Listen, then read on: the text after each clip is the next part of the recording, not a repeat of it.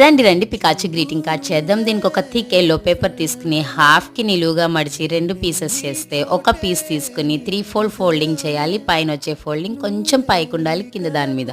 ఇప్పుడు ఇంకొక పేపర్ తీసుకుని ఫస్ట్ నిలువుగా హాఫ్కి, తర్వాత అడ్డంగా హాఫ్కి ఫోల్డ్ చేసి నిలువుగా కట్ చేస్తే 2 ఇయర్స్ ఫామ్ అయిపోతే అవే మన పికాచుకి ఇయర్స్. వాటిని గ్రీటింగ్ కార్డ్ వెనక వైపు అంటించేయాలి. అంటించేసి ఇప్పుడు స్కెచింగ్ పార్ట్ అనమాట. ఇయర్స్కి రౌండ్గా బ్లాక్ స్కెచ్తో గీసి మధ్యలో ఎల్లో కలర్ వదిలితే స్పార్క్ ఉంటుంది. అండ్ దెన్ ఐబ్రోస్, మౌత్ గీయాలి. మౌత్ గీసినప్పుడు టంగ్ బయటకు ఉండాలి. టంగ్కి రెడ్ కలర్ ఫిల్లింగ్ ఇవ్వాలి. చీక్స్కి కూడా రెడ్ కలర్ ఫిల్లింగే రౌండ్గా గీసేస్తే సరిపోతుంది. అదే పికాచు బ్లష్. అండ్ దెన్ ఇయర్స్కి బ్లాక్ ఫిల్లింగ్ పైన ఇస్తే సరిపోతుంది. మన గ్రీటింగ్ కార్డ్ రెడీ. ఓపెన్ చేసి మెసేజ్ రాసుకోవడమే.